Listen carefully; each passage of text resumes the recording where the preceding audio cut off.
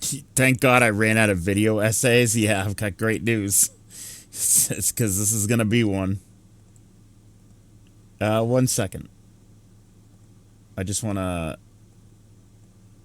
do my poll real quick. I have accumulated enough points for a poll, so if in case anything cool happens, we'll do it here. I last time I did a card poll, so why don't we do a trainer poll?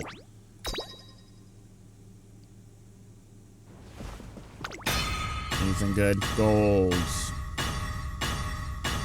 Woof. Golds. Oh, okay. Yeah, hold on, Cassie. I'm just doing some polls here.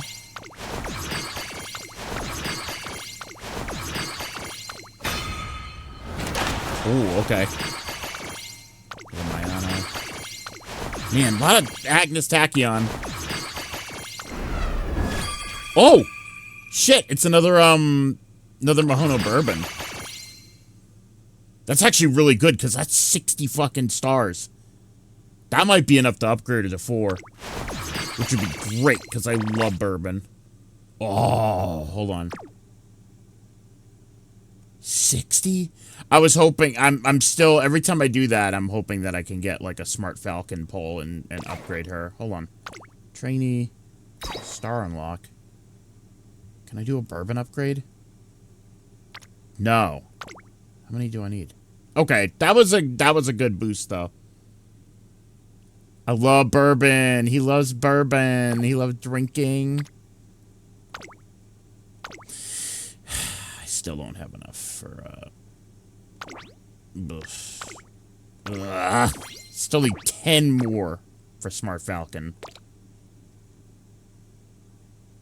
Jeez. Hello, fucknut.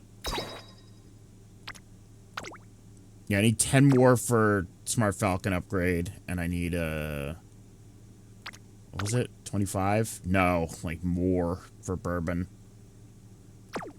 It's alright. That's a story for another day. Because now, as you can see, it's time for the long-awaited Cassie and Ryan Alien Earth episode 1 through 6 discussion, starring my co-host, Cassie Steenschrud. I think that's how you pronounce it. You did it. I did it! I did it! Every time I second guess myself, I'm like, that can't be it. That can't be how you say that. That can't be how you say that. Hi, Cassie. Be, but it is. Hi, Ryan. So we figured we would. You figured we should do this before the final episode because there's only 8 episodes, I think. Yeah, I wanted to do it now because a lot's happening, and I kind of wanted to have a chance to speculate. A lot's happening before... after nothing happening for like 4 episodes. We'll get to that. We'll get to that. So, I have a document here. Cassie doesn't have as many details as I do written down, but Could you turn that down a little bit? I don't think that really matters because I have a feeling that a lot of our opinions are going to overlap. Yeah, you should pull up some pictures to put on stream as we talk about. I do. I have a picture of Marcy. Of Morrissey? Morcy. Oh, of Marcy. Morcy, yeah, Morcy. You know. I was like, what is it? What's a picture of Morrissey? What's that alien game called? That's vague. The one where you sneak around. Isolation. Isolation. I wanted to bring up the soundtrack, if that game even has a soundtrack. Oh. Yeah, I'm sure it does. Yeah. Yeah, remember? Because they made a tape of it. That's right, they did. That was cool. Yeah, that looks like a tracker. Yes. I remember that now. All right. So, I have Wikipedia is nice enough to write little guides for each episode. So I'm going to read off the guide of the plot synopsis. So here is episode 1. All right. Just to remind you and inform everyone. I know a lot of the viewers haven't watched Alien Earth, but here we go. In 2120, 5 companies control Earth and the colonized solar system, including the recently founded Prodigy Corporation, the USCSS Maginot, A Weyland-Yutani C-Class Deep Space Research Vessel approaches Earth after a 65-year expedition to obtain extraterrestrial specimens, among them facehuggers. On Earth, at Prodigy's Neverland Research Island, a terminally ill child named Marcy becomes the first hybrid, having her consciousness transferred into an adult synthetic. Renames herself Wendy, adjusting to her new body with the assistance of synthetic mentor Kirsch. Wendy oversees several other children who undergo the procedure. A malfunction compromises the Magino's navigation, placing it on a collision course with Earth. Some specimens get loose, and a grown xenomorph kills most of the crew. Crashes into a tower in Prodigy City. Blah, blah, blah. That's episode 1. Yeah. Okay. So, I've got a few details for episode 1.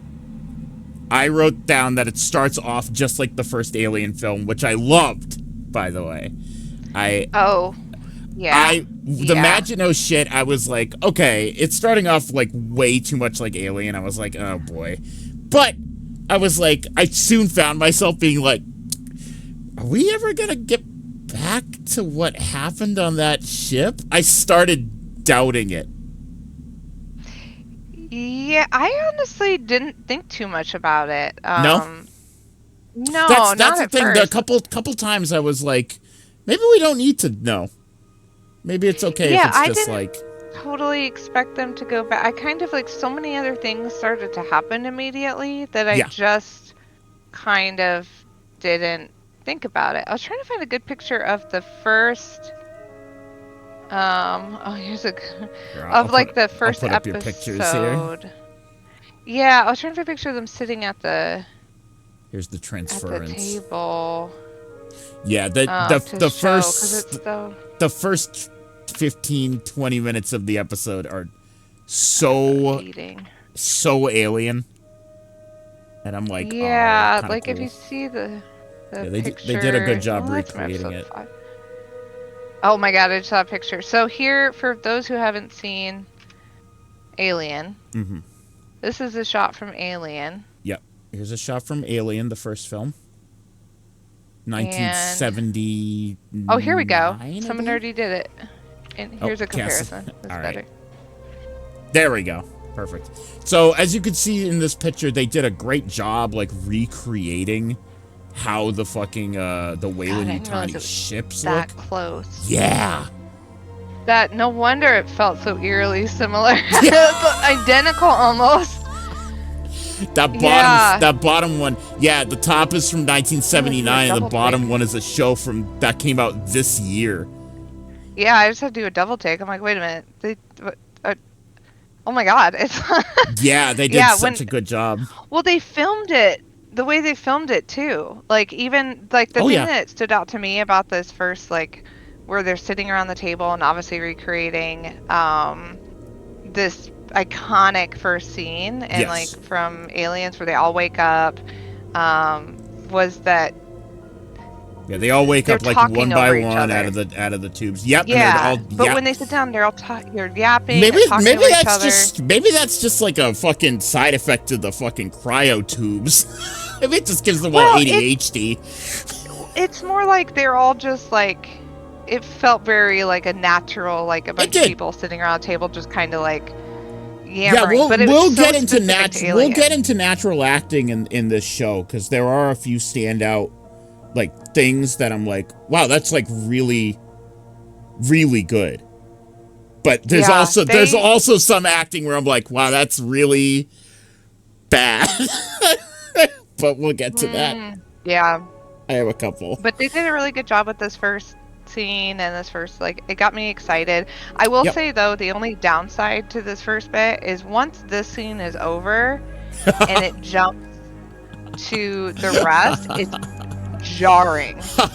Like it changes so that's much. The thing is that right, they're in a ship that's 65 years old, and that's something that I like only considered recently, where I was like, all right, they've been on this mission for 65 years.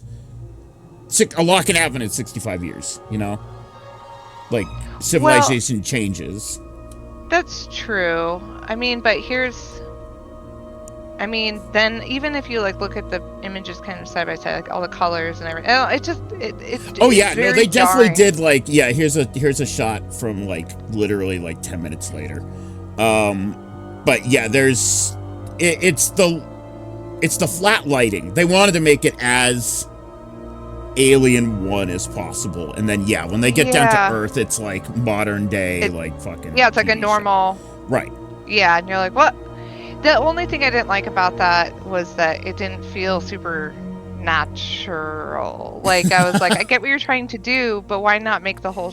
I don't Right. know. It was fine. No, It's I just a understand. nitpick. I understand. Yeah. Okay, so I have retconning in different companies. Parentheses. This is fine. It's okay. It's been six. It's like Retconning in different companies. like these 5 different companies that Oh, who are ruled these the other Prodigy right. and? It's like this was never I mean, mentioned in the original series. Is it retconned or did they just not mention it?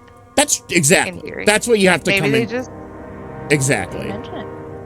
I mean, clearly they didn't I mean- write for that in the Yeah, fucking because the other original, ones but- were. I mean, and I don't know enough about Alien lore to be like, no, because in this, right. blah, blah, blah, There is a confirmed large gap of time between like Alien 3 and fucking Resurrection, because Resurrection is in like, God, I don't know, hundreds of years after Alien 3. Yeah, because they're like cloning Ripley and things are weird, and she's playing basketball. And Yep. We don't really talk about Resurrection. Maybe that could be a different stream where we rewatch Resurrection and talk about Resurrection. I love Resurrection. I have comments about that movie. You know, I have a Resurrection fan art on my wall. I have a picture of Ripley holding the little baby, like the little freak baby creepy xenomorph. Oh, yeah, that's so, and that's she's so like got her funny. hand up like she's Jesus. Like, weird. I wrote down heavy-handed Peter Pan references. Yeah. Oh, they're going hard with the Peter Pan. Oh, but I don't hate it, but it would be one thing if they forced. didn't tell us that it was Peter Pan. Yeah, they just kind of, I mean, it's fine. I mean, they're clearly trying to create this like Lost Boys. The kids are right. The thing that's kind of weird about it though is they're kids that never grow up, but they're in adult bodies. So they mentally they never grow up but they would mentally grow up over time. Their bodies just wouldn't change. Boy Cavalier would they? I don't even know. Boy Cavalier's whole idea between this was like, oh yeah, we got to put these dying kids in the robots. True, if they're just an AI, they'll never grow up. Right. Because he says that like the younger minds are smarter and they have imagination, and he wants someone he can have like an intellectual conversation with. But yeah, basically this rich guy, imagine Elon Musk, but like worse. Maybe not. Imagine Elon Musk. I love his character. You do? I do. Okay, He's a really good villain. He's not bad. I wrote down that he's a massive cunt. I wrote that down in my notes somewhere. He is. But I love him. He's like so unlikable, but he is a good villain. Yeah. But yeah, his whole thing is that he takes these dying, terminally ill children and he puts their consciousness into adult bodies so he can have intellectual conversations with them. Maybe for other reasons we don't know yet. But here's a picture. This is from a later episode, but this is a picture of Boy Cavalier. Is that what you're sending me? I can't show that. Pick one without his feet out. Pick one without his feet out. Having his dogs out. That was episode 6. That was when he was talking to fucking Yutani. That was funny. He loves having the dogs out. Oh my God. You can have one where it's cropped. Thank you. Juno says, I need that man to die. Yeah, here's Boy Cavalier. Boy Cavalier, the boy genius. Yeah, the boy genius. He's a real jerk. And a creep. But he's like a weird, ambiguous age too. Like, he is. Just can't. He looks like a kid, but I think that's the point. I think they wanted to get a guy that looked young. Yeah. Okay. Let me see. Other aliens are pretty cool, I wrote down. Yep. We get to learn more about the other creatures, but that's just episode 1. I wrote down the other aliens are pretty cool. And Oh yeah, because you don't get to see much of them in episode 1.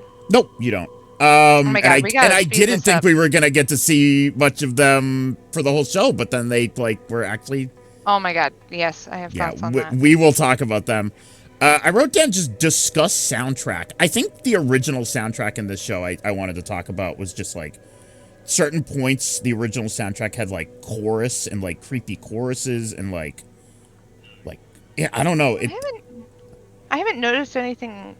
I don't know. I've been listening it's really fine, hard. It's good. Yeah, I was like, I haven't been like, wow, this slaps, but it feels appropriate and feels good. I wonder, did the Alien? I don't know actually. Soundtrack. Jeff Flower Jeff says Russo. it reminds me of Alien. Yeah, exactly.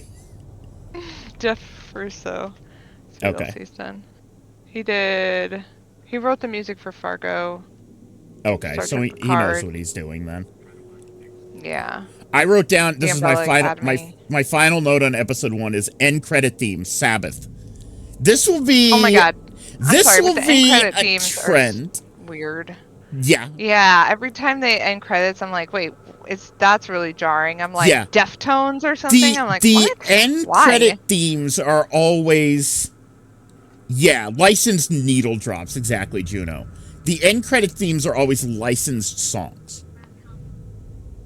And It's just weird. So They're it was weird. Black Sabbath was the end credit scene to Alien episode 1.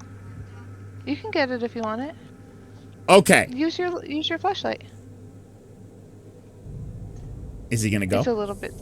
Are you gonna go get it, or do you need help? Okay. Are you gonna get it, or do you want mommy to help? Okay. Well, we're gonna get it together. I'm not gonna get it for you. While you do that, I will read the description for episode 2. Okay. Boy Cavalier tells his employee, Dame Sylvia, that he formed the hybrid project to allow humanity to compete with artificial intelligence, and has granted Wendy additional abilities as he wishes to create a person smarter than him. He declines Wayland Yutani's request to secure the Maginot's proprietary contents, warning any incursion on his territory will be considered as a hostile act. Joe, who we didn't really talk about Joe. Marcy's got a brother, a real human brother, and his name is Joe, aka Hermit. He kind of works for Prodigy's military. Joe is chased by a xenomorph. They went to the crashed ship to search for survivors, basically. Joe is chased by a xenomorph and separated from his colleagues. It tracks him to the higher floors of the tower, killing fellow soldier Bergerfeld and massacring an apartment of wealthy residents who refuse to evacuate. We'll talk about that. He is saved by Morrow. Morrow is the security officer on the ship, by the way. And we'll talk about Morrow. He came from the ship that crashed. He was the only survivor. He was the only survivor. He's a cyborg. He put himself into a tube that helped him survive the crash. We'll talk about him. He's fucking awesome. Who tasers him in the xenomorph, but it regains consciousness and escapes after killing numerous other soldiers, sparing Morrow. Arriving in New Siam, hybrids, these are the kids, Toodles, Smee, Nibs, and Curly, encounter 2 other dangerous extraterrestrial specimens. Wendy locates her brother with Slightly, a fellow hybrid, but Joe does not recognize her. Slightly reveals her true identity to a shocked Joe who believed Wendy/Marcy had died. The 3 encounter several xenomorph eggs and are ordered by Kirsch to contain them until a hazmat team arrives. Joe is dragged away by the xenomorph and Wendy chases after. Alright, that's episode 2. Wow. Here is my first thing I wrote down for this. How do we feel about the acting? The acting? How do we feel about the acting is what I wrote. I don't feel like it stands out one way or the other. I mean, let's put it this way. This freaking guy is in it, and that caught my attention. Hold on. He's doing a bang-up job. I can't remember. Oh, yeah! Fucking the guy who plays Kirsch? He's really good, isn't he? What's his actor? I can't remember his actor's name. Yeah. But he's doing I've seen him in stuff. Oh, he's like fucking it up, dude. He's like eating that shit Timothy Olyphant. Timothy Olyphant, right. I forgot. Oh, yeah, he's in... I mean, he's an actor. He's like... Yeah, he's been in lots of stuff. He is like a cross, but he is a bit Sting. He reminds me of Sting with the white hair. Yeah, he's... I thinking of him mostly? And all these movies are like weird. In the Um, Crazies. Maybe I'm thinking of the Crazies. I don't know. So I'm gonna go. Oh yeah, Blade Runner too. He looks like what's his face? He looks like the guy from Blade Runner. Yeah. Okay. All right, Ryan's gonna have a controversial opinion here. Are you ready? Oh God, what? I think Marcy and Joe's actors are fucking bad. You do? I do. I'm sorry. I don't think so. I mean, I'm maybe not bad. I maybe they're just written weird. I don't know. I don't think they're bad. I mean, they didn't stand out to me as being bad. Guy who plays that Joe, he also looks familiar. Maybe I just don't like the characters. I don't know. Alex Lothar. What else is he in? I think maybe you just don't like his character. It could be. I really don't like him or Wendy very much. Oh, he's in End of the Fucking World. That's what I know him from. Oh, okay. I watched that show, and he was really good in it. I don't know. I thought they were fine. I wish she felt. The only complaint I have is with how she's written, and like, so she's supposed to be a kid in a grown-up body. Yeah. And I feel like she's very. Like some of the other characters have like, or able to channel the kind of like. We will talk about. I have that written down here. We'll talk about that. The second note I have for this is, and this has a lot of question marks. Ice Age? Ice Age? What the hell are you talking about? The movie Ice Age?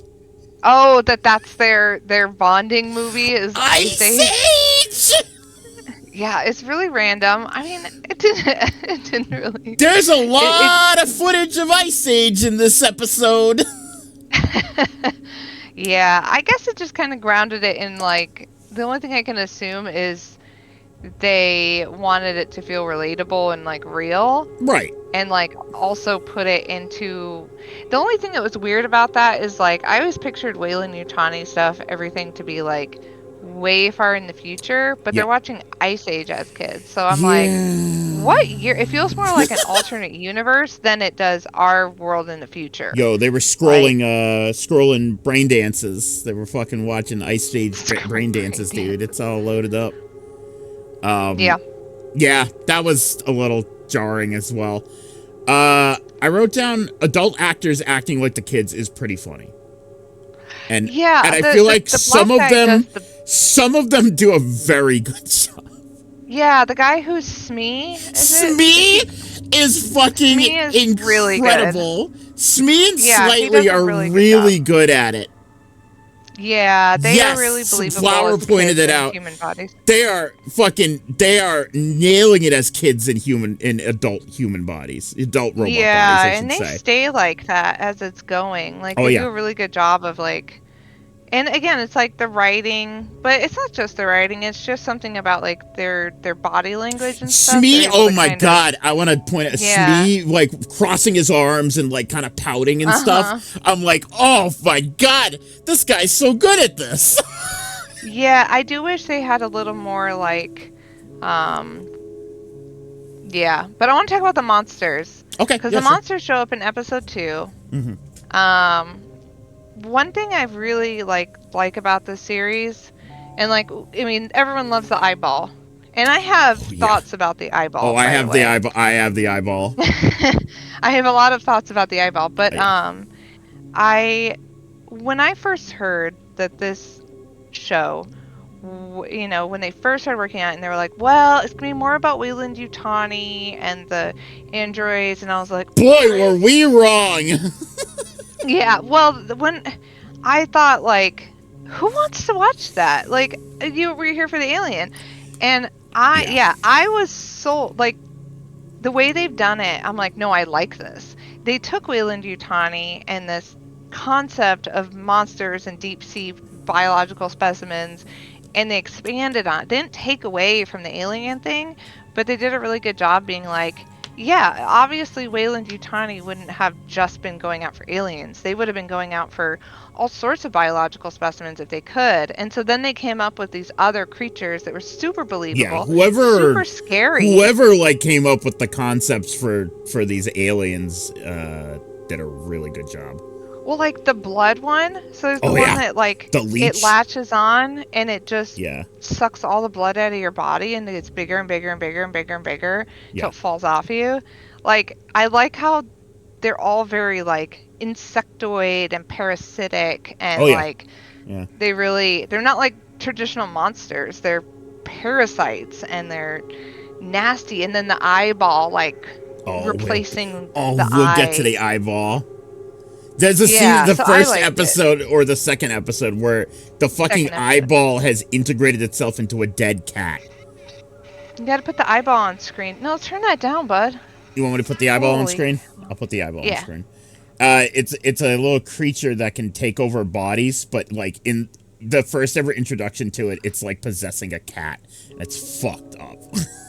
There it is. Yeah, and it like traumatizes this girl when she sees it. Yes, it Because yeah, traumatizes Nibs, one of the robot children.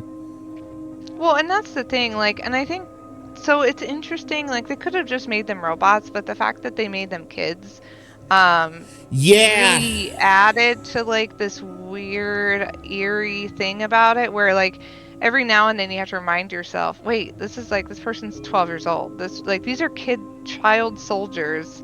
Yep. You know, like out here, Raiden. and it's really interesting. It puts a little interesting twist on it, and Yep. I also liked that, like, because one of the things like I was worried about when I thought about androids versus aliens and stuff is like, well, you took all the danger away, right? Right. Like, there's not really a threat to them in a major way. So what's the problem? And now they're like, whoa, but they're kids. Oh wait, this is weird. Yeah. You know, so it kind of brings a little bit of the danger back. Right. It makes you worried about them again. So I thought that was kind of smart. No, you're right. You're absolutely right. I wrote down they didn't keep the secret of her being the sister for more than 5 fucking minutes. Yeah. Slightly immediate, which is kind of funny, but at the same time I was 'Cause they're aggravated by kids. that. Yeah. Yeah, Immediately slightly was like, "That's yeah, we're robots and we're children, and also that's your sister and you're her brother. I was like, but I like that because it's it kind was of more funny. believable. Like, Right, it's kind of funny, but at the same time, it was aggravating as a viewer that they didn't try to like keep that going for at least an episode. yeah, but I do like that constantly you're reminded, like, that was just another thing to remind you, like, these are kids. Like, they may Right. have tried to make them into super soldiers, but that's like their Achilles heel. It's at the end of the day, they have kid brains, which is a double, like, it's good, but it's also bad. Like, it's two sides to that coin. Like, yes, they're creative and they're, you know, super malleable and stuff, but they're also naive. And they are, you know, nervous and they're scared and they can't keep a secret and like right, exactly.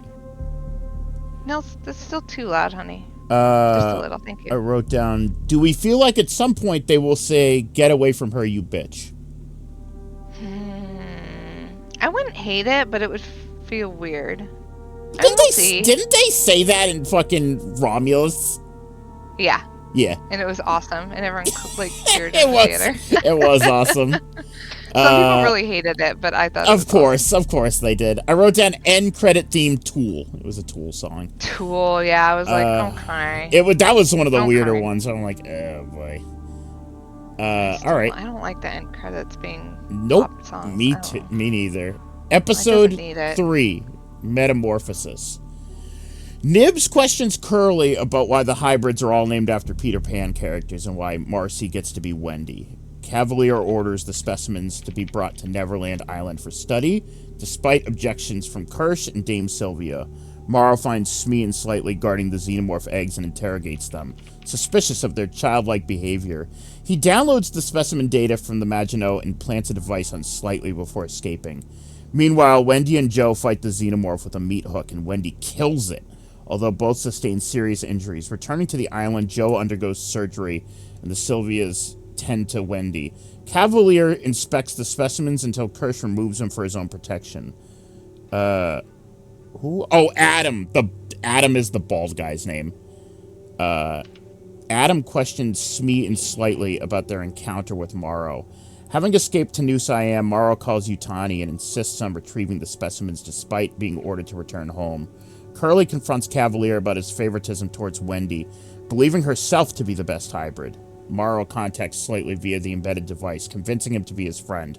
Curse, Toodles, and Curly dissect a facehugger and introduce its larvae to Joe's lung, removed during surgery. Wendy awakens, seemingly intercepting signals from the xenomorph eggs, which causes her pain. She ultimately collapses in a laboratory containing the eggs. Okay. So that's episode 3. I wrote down... Episode 3 is where they put the eyeball in the sheep, right? Believe so. Yeah, that's not even written down in the summary. Yeah, the eyeball, they have a live sheep in the lab, and they let the eyeball have at it. The eyeball gets in there. And from now to the foreseeable future, the eyeball will be in the sheep. I like when the sheep goes up on its back legs. Oh yeah. Yeah, the eyeball enters the sheep and like fucking stands on its hind legs for a good like 10 seconds and then goes down to all fours again. It's weird. Well, the thing about... Okay, so first of all, I want to talk about this eyeball. Because the eyeball becomes a big deal. Like, once the eyeball goes into the sheep... Yeah, once the eyeball goes into the sheep, they notice that it's taking over its brain. Because the sheep is dead. They point out, they make a point to say that it's a highly intelligent creature, too, which Yeah, they can see the brainwaves. I'm like, okay, all right. Yeah, the brainwaves change, and through the rest this thing's not just an animal. This thing has like apparently full consciousness, which I love. Yeah, and it's observing. And I know we'll get to this, but my thing with this eyeball is like, I feel like this is going to be a showdown. Yes. Between the eyeball, whatever is going on with this eyeball, and the xenomorph. Here's the thing. You know what I think? I think the eyeball's gonna try to possess the xenomorph. Oh my god. Could you imagine like a fully aware, intelligent xenomorph? Controlled, oh my god. That's what I was seems thinking. like these are natural enemies. So in the show, for people who haven't seen it, when they do eventually flash back to what happened on the ship, and all the creatures are loose, and it's bananas. Yeah. The only other thing that seems to be a threat to the xenomorph is this eyeball, which is wild, and is like, because the eyeball is like going after, like consciously losing going my after the shit xenomorph. at that part. I was like, oh, this episode. That's when I was like, this episode fucks, dude. Episode 5. Yeah. I was like, holy shit. Right, and so when they put this eyeball in the sheep, they're like, oh, this thing's conscious, and from then on, the sheep just, from this part on, the sheep just watches. Yeah. And it just watches. The sheep is just fucking watching all this shit happening, and also kind of fucking with everyone, which is great. Yeah, and is like trying. Well, it's like it's trying to see what will happen, and trying to see how it can like get out, and trying to see how it can influence its surroundings. It's like biding its time, waiting for like. I like this eyeball. This is a good character. This fucking alien that doesn't even talk. Yeah, it's like super creepy, super weird. I feel like it's a main character for sure, which is weird and unexpected. Which is weird considering the fact that it doesn't have any lines and it's a CGI eyeball, but yeah. Yeah, and then the guy, this is like the big episode with, what's his name? The cyborg. Where Morrow. he first like kind of Morrow, yeah. So this Morrow, is the episode where he most. So I feel like I haven't really touched on Morrow very much, but he was the security officer for the ship that crashed, and he works for Weyland Yutani, and he's dedicated to Weyland Yutani. And he's a cyborg, and he is not a good guy, but but he's morally gray. Like he is morally, I would say morally gray. They made him a sympathetic bad guy. Like he's chaos. He's kind of just true neutral. Like he's just doing things just for himself. And but he wasn't always like that. Like Right. Yeah, we'll. when they give its backstory and stuff. They give him know? some It's like, backstory in you're like, 5. oh, this guy just kind of is doing what he has to do at There this are point. 'Cause he's, like, there are satisfied. reasons that he's like this. I don't really vibe with him, says Flower. I don't know. I think he's personally my favorite character in the whole show. Really? He Yeah, is? Wow. I really like Maharo. Who's my favorite? I think I like Boy Cavalier. Yeah, Yeah. that's funny. I think because he's just he's I a wouldn't really get too good attached to villain. him. I think he's gonna get Oh, fucking killed. Oh, probably. But I think he's just wacky and he's stupid He and is a bit he's wacky. like reckless and he's like it's just cool to see like a bad guy who's just like a stupid Like a spoiled jackass. yeah, who you're just like this Yeah. guy is insane, but he's Yeah. also like calculating and evil and Yeah. like selfish and I don't Yeah. know. I like how he's acted. Oh, that's right. When Morrow did the data transfer in episode 3 and he's getting progressively like sweatier and fucking Oh yeah. that was cool. So I wrote down this was just a general criticism of the entire series. Why does xenomorph blood not instantly burn through clothes and flesh anyways? What do you mean? Like when it dropped down his jacket. Yes, and and he ripped his jacket takes off really the quick. jacket. Well, it's acid. It's gonna take like a second. Dude, like, it burns through metal pulled it like off fast. instantly. He pulled it off pretty fast. I don't know. I could maybe This is see like- believable. All right, I want to say this is like one time world famous Twitch streamer Germa insisted that he would be able to avoid a battle axe if it was thrown at him. Like insisted. He was like, if somebody threw a battle axe at me, I would be able to move out of the way fast enough. That's That's not what a this thing I reminds- would challenge. Yeah, that's what this reminds me of. Like that's like, oh yeah, If you had acid dripped on you. if a xenomorph bled on me, I'd be able to take off the jacket fast enough. Fast enough. Yeah, I mean it I don't know the science behind how corrosive it is or how long it I'm takes. sure somebody's done an or- article on it. Yeah, but I I mean, I will say one thing about this show so far too is I'm glad they haven't like started diving into the black blood shit. whoa, whoa, That they've just kind If of left we- that on the table. If we, yeah, for good fucking reason. Because like, Yeah, if just we keep it start, to the- if we start pulling in Prometheus and Covenant lore, people are gonna get so fucking pissed. It's gonna be weird. It'd be weird. It- Yeah, so far they're keeping it pretty. And I- honestly, the Go on. pacing has been really good too. It's been okay. Like- It's been alright. It was a little slow at first, but Episode Now 3 and I feel 4, like- I don't even have that many notes on because I was so bored by them, to be honest. 4 was so good to me. Was it? I thought 4 was really good. Really? Okay. Yeah, pull up 4. Okay. So, oh wait, no, before I wrote down one more thing. End credit theme was Metallica, but Oh, I 4 was when she was with the cuddly little tiny xenomorph. Oh my god.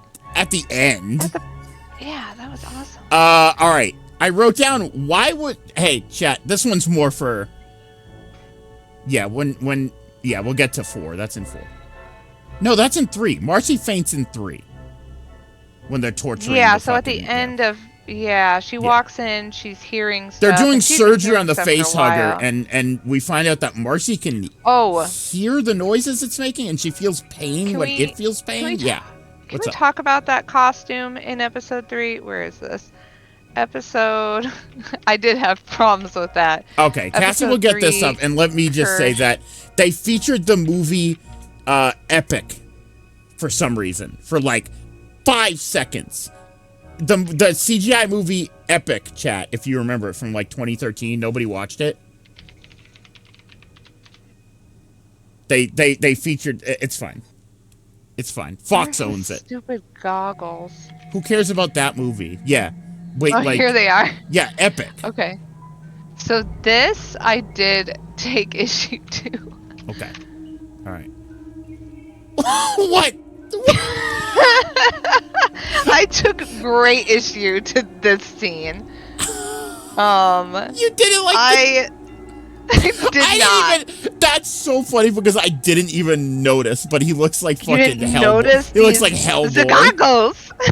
I was like, what is he wearing? Why is he wearing these stupid motorcycle goggles? That's so funny that you fucking know. I did not even, like, take issue with that.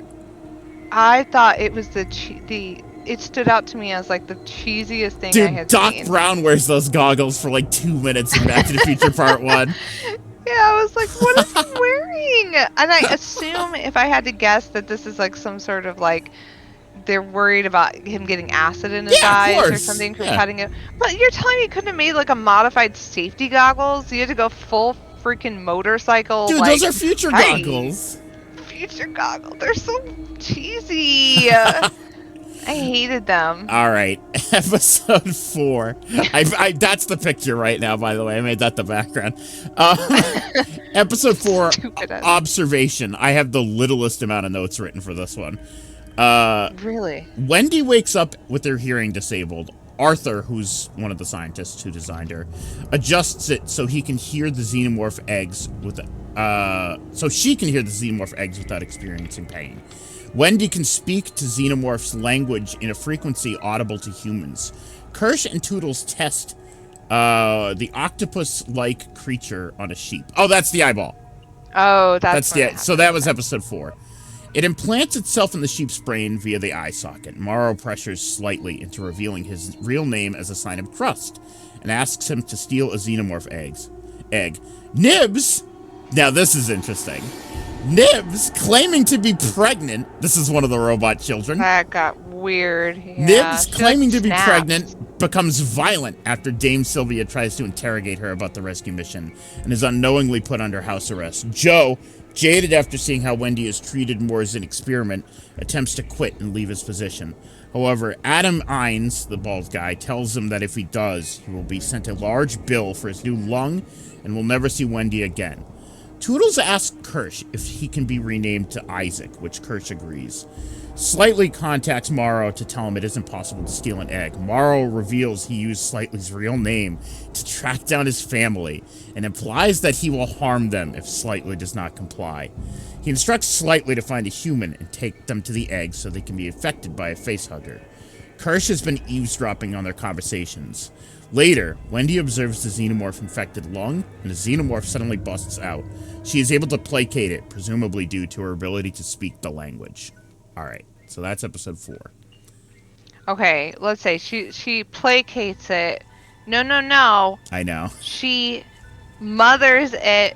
I actually really liked this episode a lot.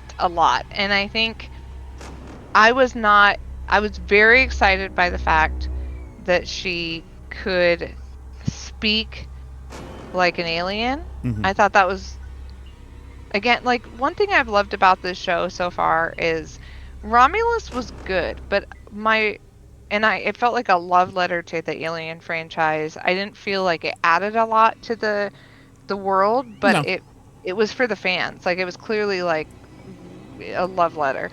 Yeah. This so far has been like actively adding new ideas, and this is a new freaking idea. Like, an android who can hear and speak like the alien. I don't know how much it fits into lore or whatever, but what do you mean, when has that been a thing? Resurrection. She was kind of, but she wasn't. That was a whole different. I know. That was a whole different ball of yarn there. This was like, she's clicking and clacking with her mouth. And yeah, it's true. This alien's like a cobra coming out of a freaking, like, she's taming an alien. It was cool, and they managed to make the chest burster so cute. I mean, to be fair though, I want to talk about that actually. This chest burster, I feel like every movie they can't decide what they want it to look like. Thank you. This is one of the few things I wrote down was in all caps, Xeno Snake? Yeah, I I will say that one thing that was cool about this is that you never get to see the different stages as close up as they showed them in this series, where it's like it just goes from chestburster to Right. full We've xenomorph. never really gotten a full, clear view of how this happens. What it might look like, yeah, in its other stages. Because it They just find happens a skin. fucking quick. Yeah, really fast. We know that. Like, yeah, but it was Like, cool to see. in a matter of an hour, like a xenomorph child can go to a full-grown xenomorph. But do you remember in Covenant when that one of my favorite parts? What a weird question. No, probably not, but go on. So I don't remember a lot about, maybe it was Prometheus or maybe it was Prometheus. It's one of those two. Yeah, one of those two. One When of the the chestburster oddballs. comes out and it's the little teeny tiny alien and it goes whee! And it like, oh, what, do you remember that? I think so. Tiny alien chestburster Prometheus. It comes out, yeah, why does the chestburster look like a full formed? So when it came out in Covenant, where's the picture? It looks like a full alien, and I like burst into laughter because I was like, Covenant was like, and Prometheus were like weird. yeah, They were weird. They were weird. Oh, here it is. Here it is. This almost looks like a fake image because it's so silly. Oh God.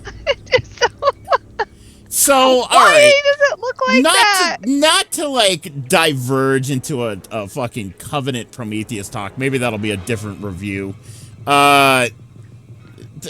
Ridley Scott was like, I'm gonna make a new movie, guys. It takes place in space and it's a horror. And everyone's like, oh, cool. And he's like, it's called Prometheus. And we're like, oh, cool. And he's like, oh, by the way, it's an Alien prequel.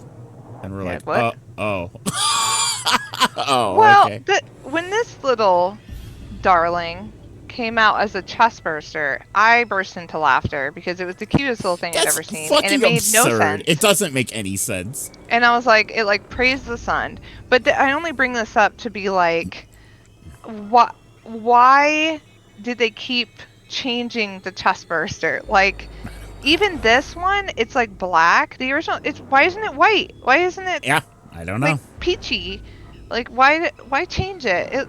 It looks like a certain thing. Like, I don't get it. I only know of a guy who tail. teaches clone to play the flute. That's Covenant, yeah.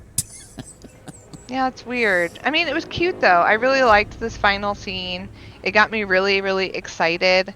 Like, I was like, like, oh my God. Like, I was very unexpected for me. And so I got really excited when I watched this episode that I was like, what's going to happen? Is she going to be like the alien queen? You know? I know, right? I have a couple more quick things I wrote down for this episode. I wrote down ending theme was Jane's addiction. Yeah. I wrote down when Nibs jumped over the table, it was the funniest thing I've seen all day. Is what I wrote. When she launched at the lady? When she's like, yeah, when Dame Sylvia's like, honey, you're not pregnant. And Nibs is like, ah! And she does like a super fucking jump over the table and she like fucking grabs her by the neck. I laughed so hard. It's like, what the fuck? That scene also reminded me that this is just another example of like, and in further episodes too, that Prodigy and Wayland Yutani, it's just interesting because so often it's shown that they're the weaker ones in every situation, and they're surrounding themselves with dangerous, like, things that could kill them in 1 second.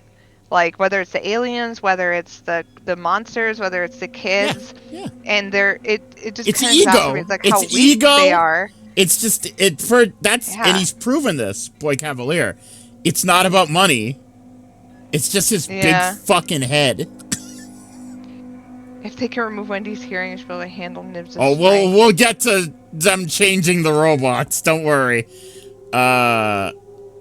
Okay, well, we'll move on to episode 5, which to me is the standout.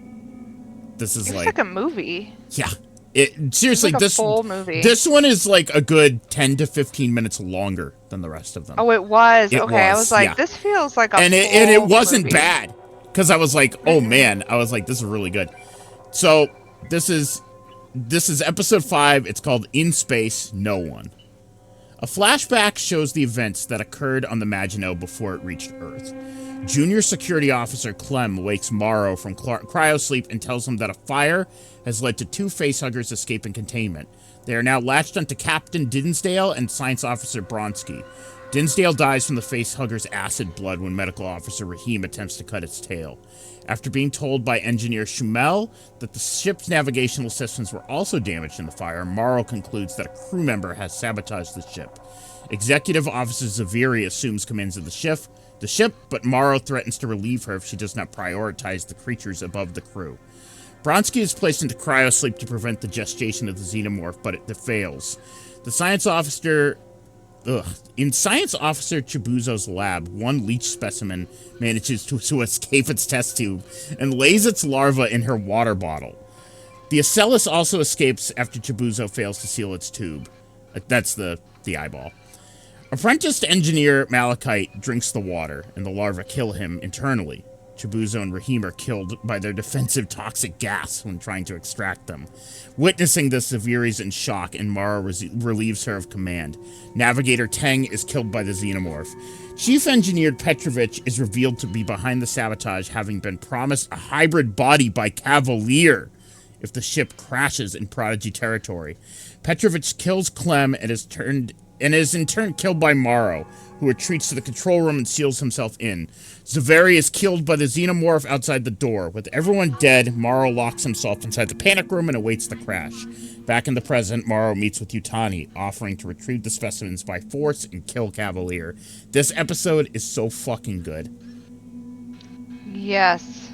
It's like a mini movie. It really is. It was like a mini movie. Yeah, I was like, and it honestly, it was so. It went back again to like being like, wow, this is so much like the original Alien. Mm-hmm. Like, there's one alien on the ship, but it was a little expanded with like the other threats. Mm-hmm. But other than that, like it was so much like it. I feel like that's what I miss from this show is and in a lot of the Alien movies like Covenant and shit like that, I feel like I miss them being on ships in space. Yeah, it does add a little bit more of like scariness to it, in my opinion, because you're like trapped and there's nowhere to go. And the ship is like, I mean, with the acid blood, it's like the worst place you could be with an alien. I do think though that the dynamic is really different though without like a Sigourney Weaver. So I know in like it is. You're right. Not like Sigourney Weaver isn't just like she's awesome and she makes everything better, but like when they made Romulus, they obviously were trying to make a new Sigourney Weaver essentially for that. With Rain, I remember her name. Yeah, Rain, and I don't feel like they're trying to do that this time, and I don't hate that. And even like with the old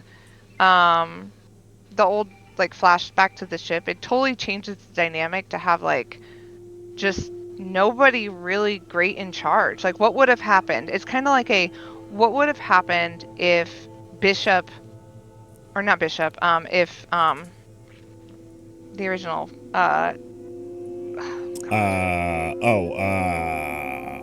fuck. The guy they visually recreated for Romulus. Yeah.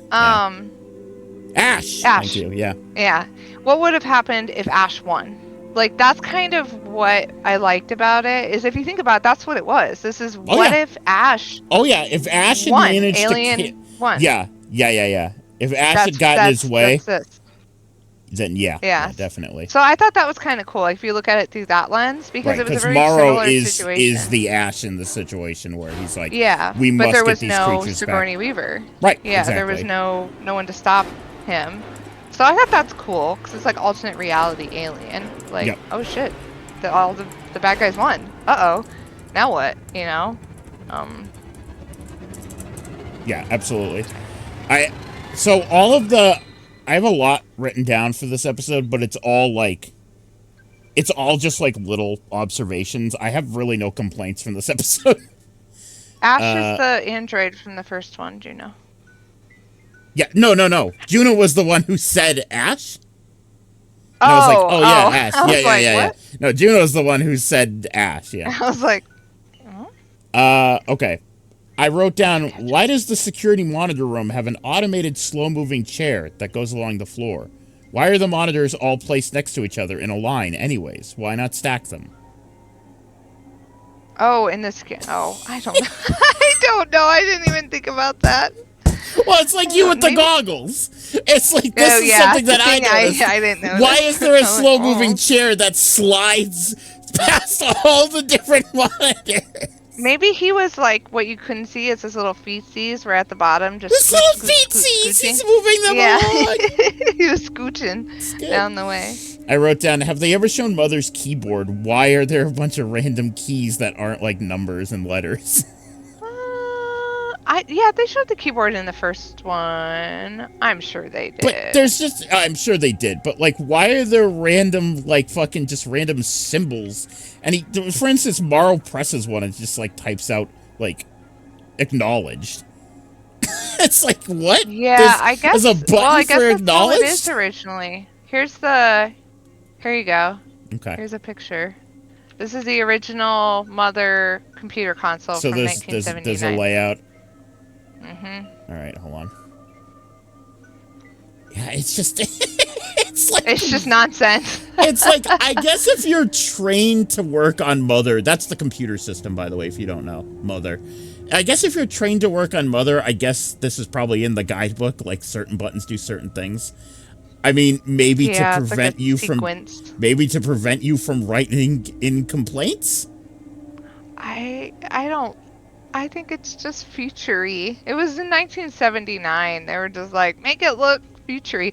But that is cool that they carried that into. Oh, everything in the this. Mother room, Yeah. I noticed in episode 5 is that, like, even the light systems have the stupid little, like, masking tape, like, little taglines under all the lights of what they mean. And I was like, oh my god, this is, like, perfect recreation. Yeah, the recreation was crazy. Yeah. Like the amount of detail. I would like to see a documentary about Alien Earth like, after it's done. Yeah. I wrote down, kind of wish this show was more about Morrow and less about whatever the fuck's going on in Neverland. I mean, obviously you agree. I mean, you disagree with that. You like the Neverland stuff. I like the Neverland. I think stuff, it's yeah. okay. I'm coming around to it now, but it was for a while. I was like, oh boy. I like it. I wrote down, kind of wish the eyeball had possessed the xenomorph. Yeah, I mean, Yeah, but that would have been like game over immediately. basically the eyeball possesses one of the crew members at the end of this episode, and then uses that crew member to like jump onto the xenomorph and fucking start like biting and scratching it. I was like, holy shit, this eyeball gives them fucking super strength. Yeah, the eyeball has been a big surprise. I really wanted to draw a picture of the eyeball sheep actually, because I'm so interested in it. It's so cool. Yeah. And yeah, I wrote down ending theme, Smashing Pumpkins, but yeah, I didn't really have much else to write about episode 5, just because I really liked it. One of my favorite parts of episode 5 was the way that they did the tension, like the pacing and the tension building of it was really good.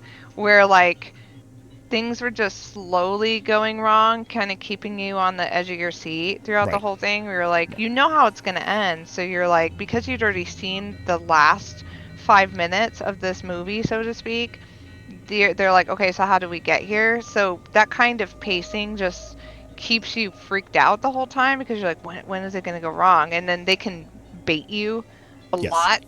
And so I really liked when the thing got out of the cage and snuck out and put its little babies in the water, and that whole scene where it was like they put the babies in the water, you see the eyeball watching all this stuff happen, and you're like, what's the eyeball looking at? Why is he watching this? What's he gonna do? And then the eyeball gets out because he's smart and is able to like wiggle himself and get free, and you're like, oh, so I like movies where they give you hope and they take it away. So like I've seen a lot of thrillers like that where they play with you. Funny Games is one like that where they give you hope and they take it away, and Mm-hmm. that's how they kind of like play with the viewer. And Mm-hmm. this episode is a lot like that where they were Mm-hmm. like, "Oh, I they want to got the talk little about guy." the water bottle scene. Yeah, and Oh my god, that was they really great. ugh. Yeah, So you were like, "What's happening?" one of the leeches escapes and plants its little babies in the water bottle, and the lead scientist, she carries it out of the room. And there are several moments where it's like, oh, she's gonna take a sip. This is it. And then she like puts it back down, and we're like, oh fuck, dude, that's not it. And then it at one point they're arguing, and it starts to like zoom in on the water bottle for like fucking 10 seconds. There's like a slow zoom on the water bottle while they fucking argue. And one of the other characters starts choking on his food, and he just fucking grabs it and like gulps it down.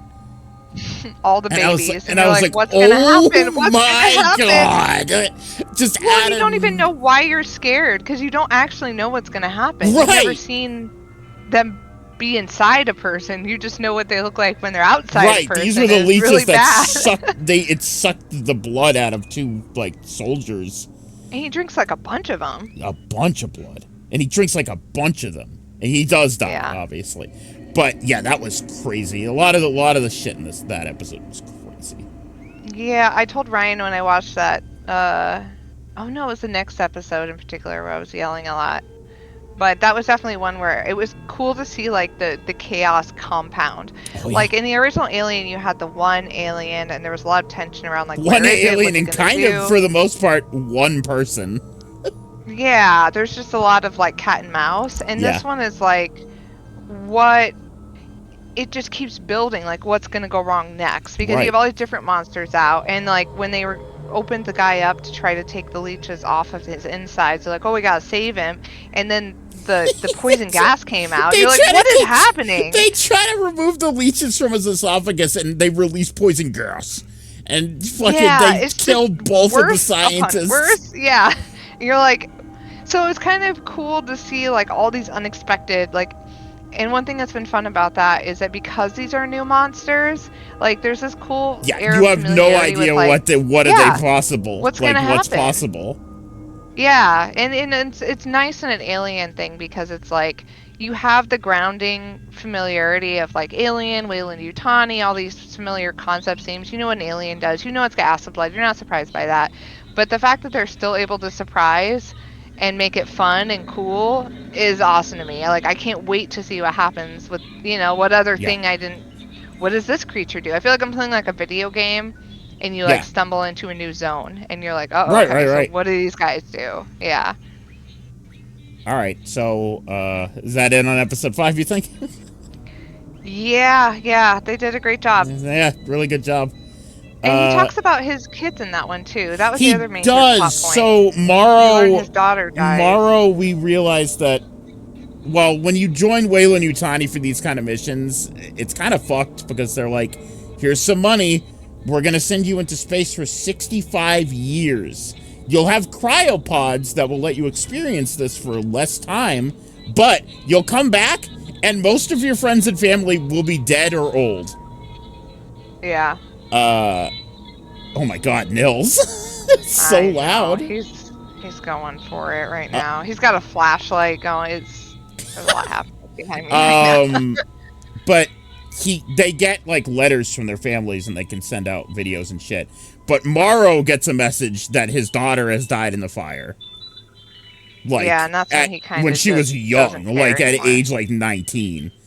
And I think that's kind of what causes him to be like, all right, whatever. I live for this company now. Yeah, nothing would matter at that point. And I think that's the thing. Like, there's a discussion that happens between like an old engineer who's getting ready to retire and the younger engineer who's like, what are you going to do with all that money? And he was like, do you not get it? Like, everyone's dead. Like, right. What's the point? Like, no, I'm not going to. My wife is old. She was 30 when I left. Like, right. Like, nothing. I'm going to do nothing. Like, and the kid obviously just, and that's the thing, they're preying on people. It's kind of like the military thing where like they're just preying on people who don't quite understand what they're giving up. Right. They just see this like dollar sign at the end. Right. they're young and stupid. Yeah. Yeah, I always really like that. It's just like Weyland Yutani being like, okay, I mean, this is for fucking lifers. This is for people who Well, and I like. get the in the tubes too. I mean, in the cryo tubes, does that stop their aging? Yeah. Yeah, because I mean, that old guy. I mean, he was old, but he wasn't like 90 something old. No, And no, he said his wife was it 30 stops when he your left. aging. I mean, you do get up and there are shifts, so I mean, you do experience some of the trip, but like I would only imagine probably like a couple months at most. Yeah, I was like, because he said my wife was 30 when I left, and he'd been in space for over 60 years, and he only looked like he was in his 60s or 70s, Right. you know? So it's like... I mean, he's a mechanic, so maybe you have to be up more often. I don't know. Yeah, it's just interesting. Yeah. All right. Episode 6. This is the newest episode. It came out last Tuesday. As the xenomorph grows, Wendy works in communicating with it. Nibs undergoes testing, prompting Adam Ines to demand her memory to be reset before the Maginot's crash.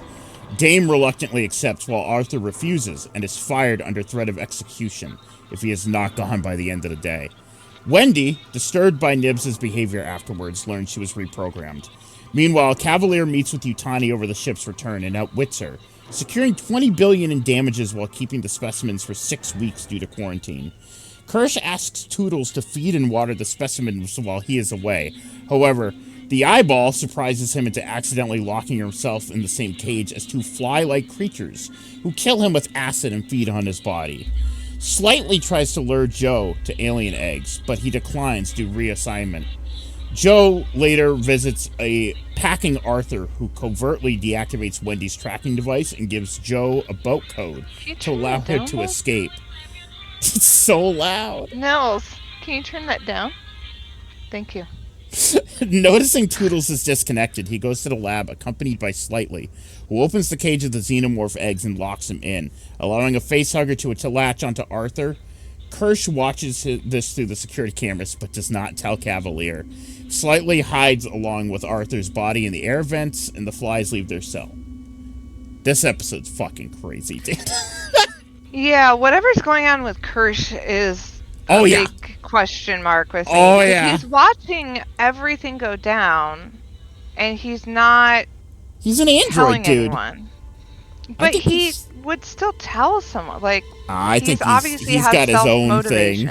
Yeah. Do you think he is a double agent for Yutani? No. No? No. I think he's just fucking weird. You think he's gonna like go defect? I think he's working for himself. Yeah. You think? I think maybe he's working for these kids. I think he's trying to like undermine what fucking Kid Cavalier is up to, Boy Cavalier. You think he's sympathetic with the kids? Maybe not sympathetic, but maybe he can use them for himself. I don't know. It's a big question mark because he did just let him do that. It's worth mentioning that Kirsch has known that Slightly is talking to Morrow for like he's not doing anything. 4 episodes, and he hasn't he's done just watching. anything. He's just and that's the thing. He's watching. Maybe he does work for Weyland Yutani. Who the fuck knows? I don't know. He's watching everything happen. He's only observing. He's withholding information intentionally. But Morrow and him have a pretty interesting conversation in this episode of an elevator that makes me think maybe they are not working together. No, but maybe they don't know. Like maybe he doesn't. They still might not like each other though, even if they are on the same team. Maybe you're right. They might still hate each other. You might be right. Old toy. It doesn't necessarily mean. Fucking awesome fucking scene with them talking. That was a really good scene. Yeah. It reminded me of a YouTube video I watched about elevators once. Mm-hmm. Because of Nils, I watched it, but it was about video games and elevators. But it basically it was relevant to elevators and media. But it talks about important scenes in elevators and how elevators are like an interesting setting in media for important conversations and transitions between things. And I thought about that in there, like these two people in the elevator, side by side. I don't know. I really like the baby alien. Yes, I'm sure you do. So cute. I love her like weird little fascination where she bends down and makes her clicky noises. Yeah, and she is. It is a like bit weird. Scenes. I wrote down, did they give Arthur a 70s haircut and beard to match the style of the original Alien? Because Arthur, the husband who gets fired, that scientist, he's got that like 70s like hair and beard. He looks like straight out of Alien 1. He does look very... Yeah, he looks very 70s. He does. Oh, here's here we go. Here's a good picture of him. Well, they even like give him the glasses and stuff. I know. Here you go, chat. This is Arthur. He's really got this like 70s look going on with the shirt too. It's great. The weird thing about this scene, so there's in this scene, Joe comes in and he's okay. So another thing I say out loud a lot during this episode. Two things I said out loud a lot. One, everything's going wrong. Everything's going wrong. Everything goes wrong in this episode. Holy shit. That, but also, I feel like half the time I'm yelling at Joe, and I'm like, stop! They're not gonna let you take a cyborg. What are you doing? Yeah, like, Joe is like, I have to take my sister off of this island, and it's like, first of all, that's not your sister. Second of all, no, fucking, they're not gonna let you leave. It's like a billion-dollar robot prototype. Yeah, where are you gonna go? Where are you going to go? Outer space? They have military. You're in their military. Yeah, and you're like, where are you gonna hide? Like nowhere. You can't hide. So that's been kind of a weird, frustrating thing to watch. Where I'm like, this is a. It's a fucking waste of time. It's not weird. It's not gonna work. Well, and when he's like typing when the scientist is typing and he is like pretending that he's pulling up the stats, and he's really typing on the he's typing on the computer. Prompt. He's like, here's the boat code. Here you can leave, because he got fired, and he's like, yeah, dude. That's the thing, is that Arthur, the scientist. So I don't really talk about them much, but there's a woman and a male scientist, and they're married, and they kind of treat these kids like they're their own children, because they made the robots, and I guess they knew them when they were kids too. So it's like, right, but they couldn't have children. Wasn't that a thing? Was that they've tried to have kids, but they I think you're right. They either they decided not to, or they can't. It was something like that they mentioned. But they knew the kids when they were kids, so they have this kind of sense of responsibility toward them. Arthur stood up against the company. He was like, no, we can't modify these children, because they want to modify Nibs and into having no trauma. They want to like erase Nibs's memories so like her trauma's gone. And Arthur's like, no, we can't do that. These were originally kids. And then fucking Dame Sylvia's like, sure, we'll do it. And he's like, all right, Arthur, you're fired. And it's like, whoa, okay. Yeah, but during that scene when he's like packing his stuff and he's typing on the thing, the weird thing I noticed about that scene is, so he looks back over his shoulder to check for the security camera, and he's like, before he responds, when the guy's like, just tell me one thing, is my sister safe here? And he peeks over his shoulder and he goes, the security yes. camera, and goes, yeah. But the thing is that security camera is focused on his monitors, and then he types secret messages into his monitors in full view of the camera. Hey, I want you to consider this. Who's in charge of watching those cameras? Curse. Who hasn't been doing a very good job? Curse. Oh my God, that's true. But Boy Cavalier dials into those periodically too. I think Boy Cavalier is busy with stuff. I think he's busy right now.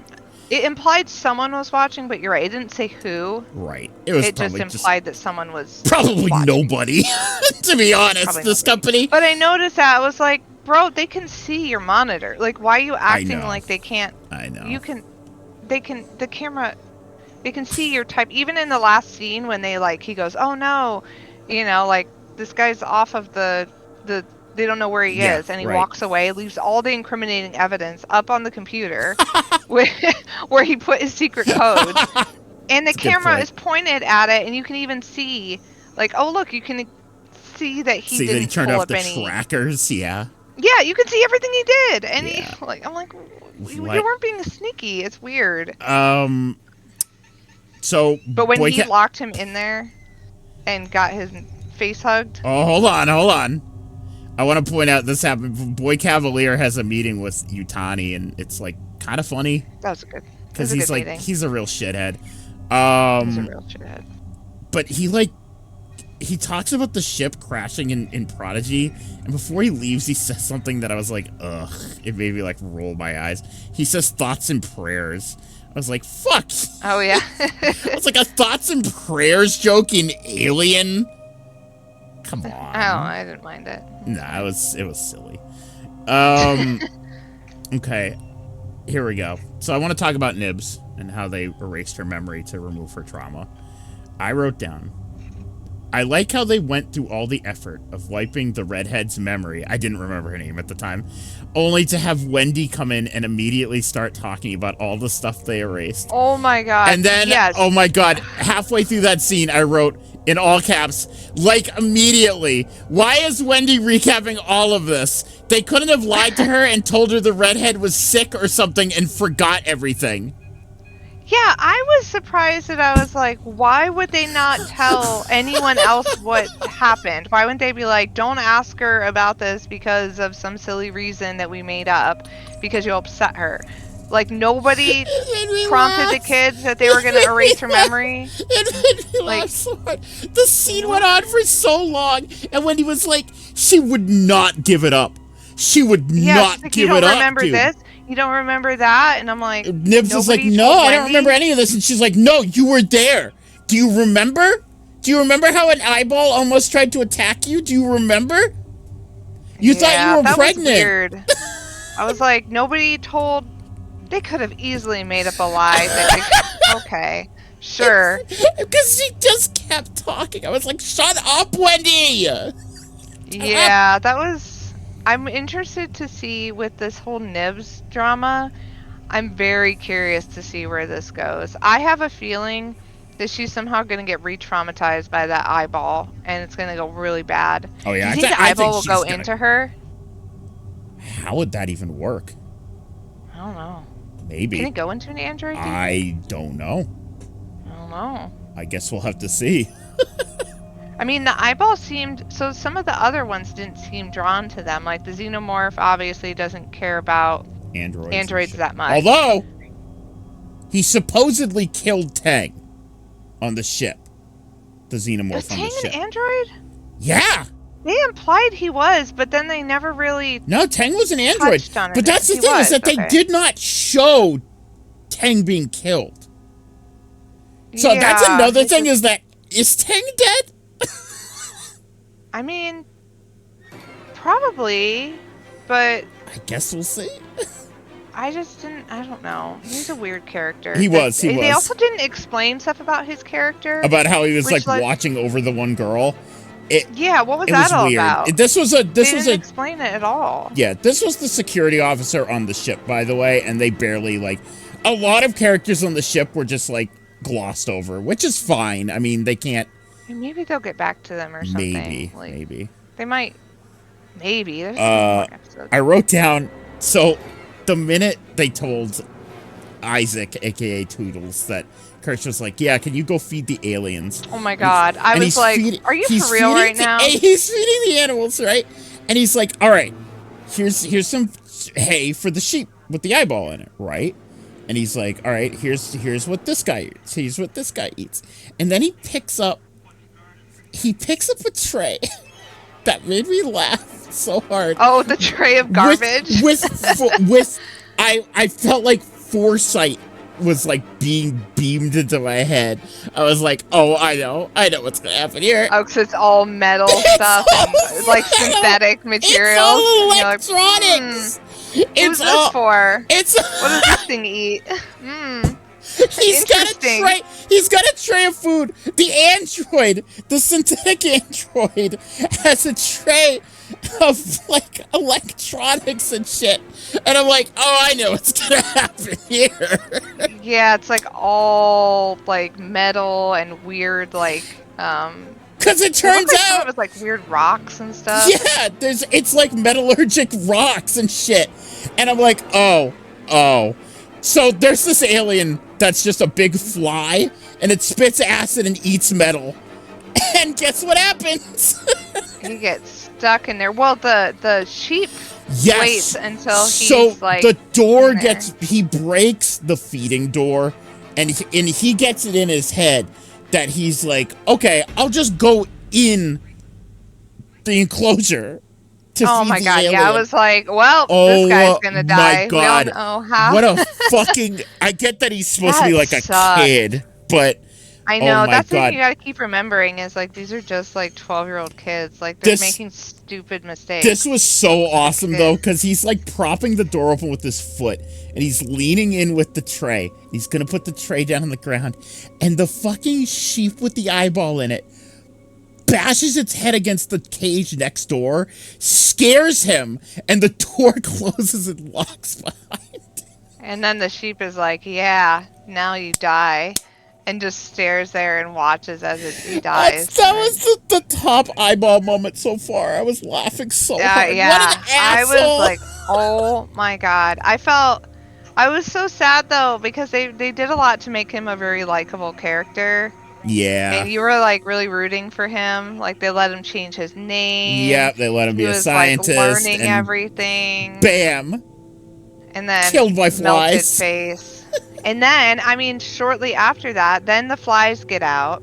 Yep. And then now the flies out, and then what's his name? Slightly comes in.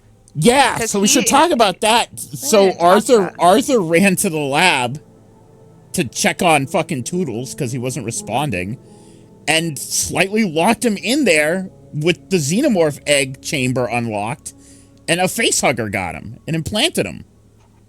Yeah, and then he dragged him away into a vent. The vents. Yeah. Yeah, which is what Morrow asked of him. In fairness, Morrow was like, get a guy to go in there, let the facehugger get him, and hide him for a couple days. That's what he asked. Well, and like, I can't wait to see what happens next, because I'm like, this place is a mess now. Oh, yeah, it's a fucking disaster, dude. Like, and they're going to be coming home. Like, what's going to happen when they get back? And well, they're going to have to describe to them. Gone and... Yeah. I mean, Arthur, they could just be like, oh, yeah, he got fired. And he probably left Boy the Cavalier's going to, like, freak out.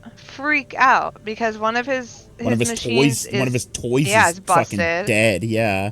Yeah, like, that's billions of dollars. And then on top of that, an egg is open, a specimen is missing, which that's, like, he already said, like, he was planning on returning all those, so...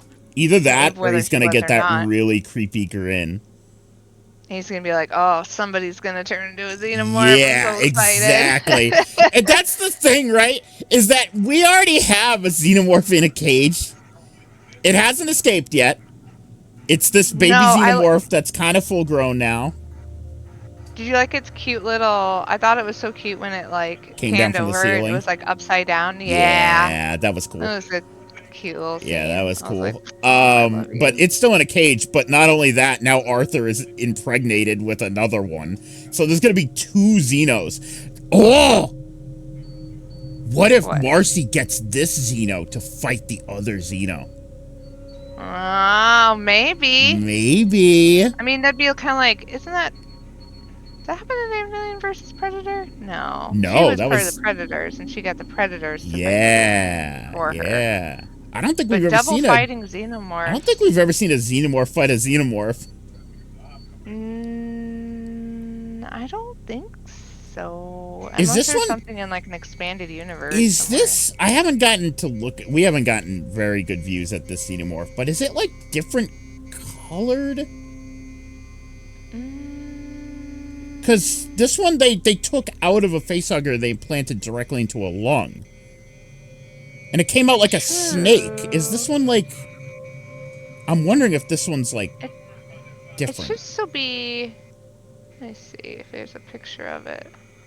Because that... If they do have a Xeno fight, there's gonna have to be like a fucking indicator as to who's who. I think it's about the same. Okay. I didn't notice if there are differences. They're very slight because it's still using human DNA is the thing. Right. I mean, we've seen xenomorphs and that's that why use it other looks, DNA before. Yeah, and that's why it doesn't look like anything but a human xenomorph, even though it never came out of a body. It came out of a human. Wasn't there dog xenomorphs in Alien 3? Yes. Yeah. Yeah, because classically, like that video that always gets circulated is they tried to make it a dog costume on like a Weimaraner and then or a greyhound. Yeah. And then the dog hated the big xenomorph head. The dog hated being shoved into a xenomorph costume. What a surprise. Yeah. And it hated it, and they were like, it looks so stupid that they just did a total backtrack and made it all CG, and it still looks stupid. Yeah, Alien 3's a mess. I do like Alien 3, though. I like them all, because they're all just uniquely... I mean, the Alien 3. Oh, Alien Ripley 3's on unique. A world of all rapists. Like, I just... Yeah, I can't. it's a mess. Literally, I don't want to get into Alien 3 too much, but fucking Ripley crash lands on a fucking penal colony planet. And is fucking stuck like, with a bunch of horrible monsters. But then they all band together at the end and they all learn friendship is the key or some shit. I don't know. It's like it's weird. Mad Max world. It's weird. It is. Yeah. And then Weyland Yutani shows up at the end and they're like, we want your baby. And her baby's a xenomorph. And she's like, nope, bye. And she throws herself into lava. Yeah. And then they bring her back in 4. And the ending theme for episode 6 is Godsmack. And that's all I have written. Yeah. So where do you think this is going to go? I'm on board with Xenomorph versus Xenomorph now. I just like now thought of that. That's like... You think she'll have control and like... I think she'll have some. I feel like this is... going to rebel? I think it will try to rebel. But I think for the most part, I think this other Xenomorph will try to attack her. And then maybe the other Xenomorph will try to protect her, or maybe she'll be able to talk to it somewhat, and I don't know. Yeah, but then where does the eyeball come into play? Because you know it's going to have a real big part at some point. I know. Like, do you think the eyeball will take over Boy Cavalier? It could. That'd be nuts. That's pretty good. And just like, because he's like the top guy. I don't know. I want to know what the eyeball. The thing is that takeover is like it's a loose term. Like when that eyeball inserts itself in somebody, you know. Yeah, you're like something. Your face. It's a huge ass eyeball, and there's like blood everywhere. Yeah, you're not really hiding it, but yeah, it's not real subtle. No. But I do want to know like what it clearly has. A plan. All right, eyeball possesses Arthur's xenomorph. Arthur? The scientist. Arthur. Oh, eyeball possesses the Arthur xenomorph. Yes, and because he knows that he got impregnated. Oh, maybe that's true. Because then it could fight the other xenomorph. Right. With, exactly. Oh my God, that'd be crazy. That's what I'm banking. That would be some Alien versus Predator, like, for real feeling. That's what I'm banking on. I think eyeball possessed xenomorph versus classic xenomorph controlled by Marcy. Yeah, I could get behind that. I mean, I will say that would excite me. When I first saw Alien versus Predator, I went nuts. Like, I loved that. I got obsessed with it. Those are, like, underrated. They're pretty good. Oh, yeah. I liked the Alien versus, like kind of having a creature it was up against that was not smaller. Like Sigourney Weaver, sure, she's a badass, but at the end of the day, she is a weaker creature. Like she had to be creative and human being and stuff like that. Yeah, but like monster versus monster was awesome. It was cool to just see them go nuts. I could see that. This could be monster possessed by monster versus monster controlled by android. It's so stupid, but I love it. What about what's his face? The android who's watched Kirsch, yeah. What do you think his deal is?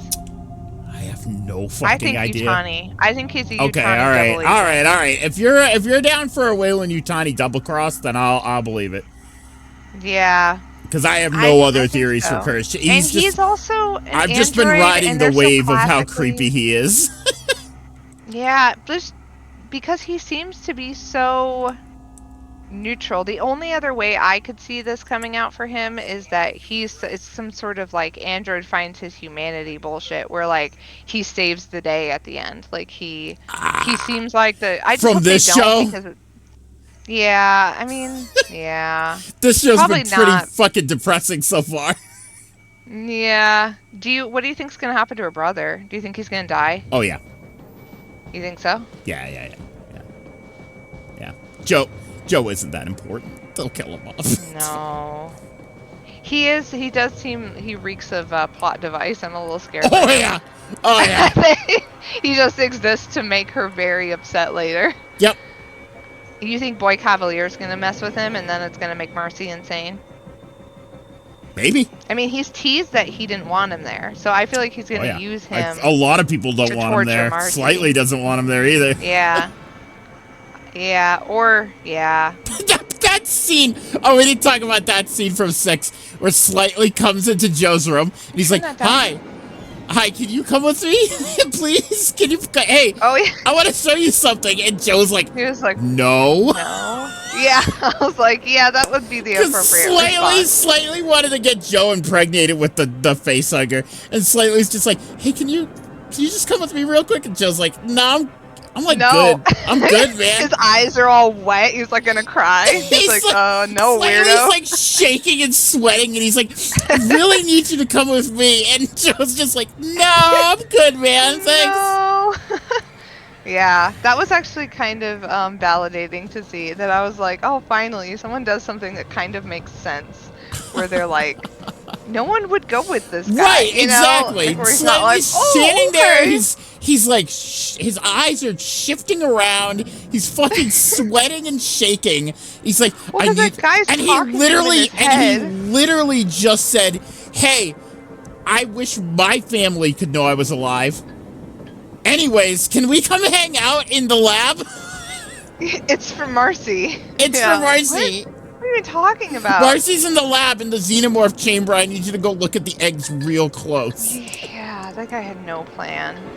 I mean, he's a child. He's a kid. Slightly's one of the more believable child characters in the show. Yeah. For sure. Well, I'm very excited for the next episode. Yeah. They have set up quite a... I wasn't sold in the beginning, I'll say. But now I'm like, okay. Yeah, the first couple episodes, I was like... They were a little rough.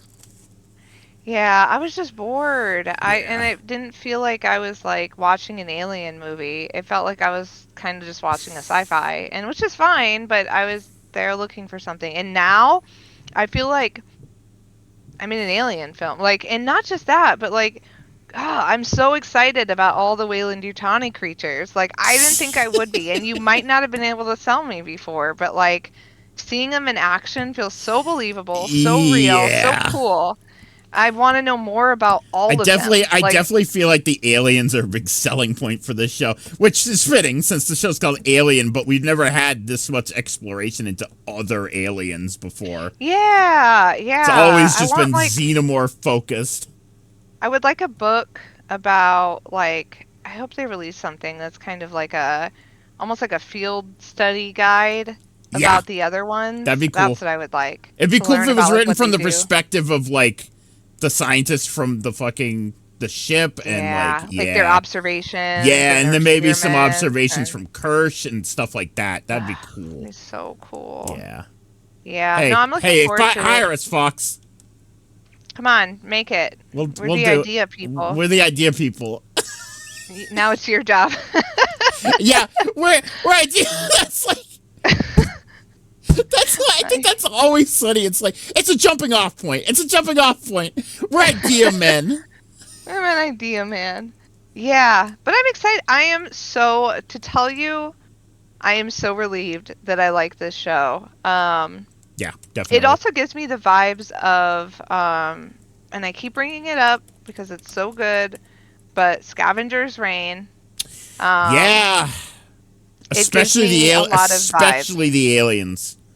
Yeah, the aliens are very similar. There's a lot of like, creepy parasitic. Scavenger's Reign. Yeah, Scavenger's Reign was nothing but parasitic.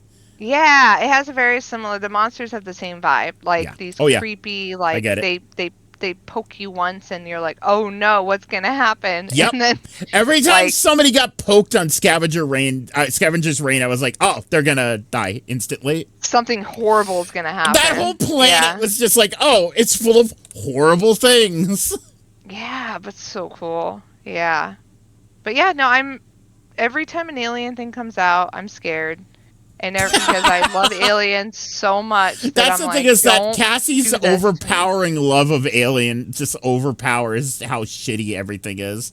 Oh yeah, I will find anything to love about anything. Like if it's Alien, I'm here, baby. Oh, if we ever do a resurrection talk, it's gonna get chewed apart by me. Oh, even that, like, I loved it. I loved it. It was so dumb, but I loved it. Fucking mess, dude. Like, and the thing about not to get into Resurrection, but the thing about it the third time we've said that tonight.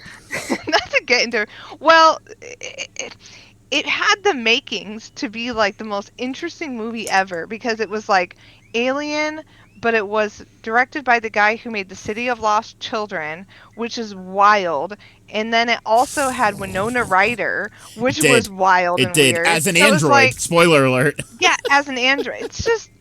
It was such like a, what is this movie going to be? And with The City of Lost Children person, they put it in like a totally different perspective of like, what are they going to do? Like, what is their vision of this going to be since they make such weird movies? And then the alien gets sucked through a tiny hole. Yeah, exactly. Flower makes an interesting point because I'm not gonna lie, I have thought of this exact thing like this week. I was like, I keep thinking of Resurrection's final scene where they get back to Earth and it's just the whole Earth is a fucking desolate wasteland, and I'm like, is Earth gonna like? Are we gonna get like fucking war for Resurrection? You think? Oh, I don't. Oh, that this is like the start to why they came back and there was nothing there. They would be very brave to link any other alien content to Resurrection. That's the thing. I've mentioned this about Chucky, but they took every single Chucky movie and they made it canon in the show. And it was beautiful. They did it perfectly. Ryan, we never finished it. Yeah, we never finished. We stopped 2 episodes before Scavenger Reign's finale. Oh, you were watching it with Melly? Yeah, about a year ago. Oh, I haven't finished it either, actually. Yeah, it's good though. I was watching it, and the earlier episodes were not too violent, and so I was watching them around Nils, and then I started to realize the show is getting darker, and I was like, uh-oh. Yep. I can't watch these around Nils anymore. No, don't watch that. Don't show them. Watch that show around Nils. Yeah, it was getting a lot more violent as it went, and I was like, I mean, I'm down, but damn it. I can't watch these around Nils anymore. All right, it's time to wrap this up. Yeah. We will do an episode 7 and 8 discussion once they're out. I can't wait. Yeah. I can't wait. All right, I have to go use the bathroom, and then I'll join you guys in the call. Okay. All right. Okay, bye. Bye. Thank you all for watching.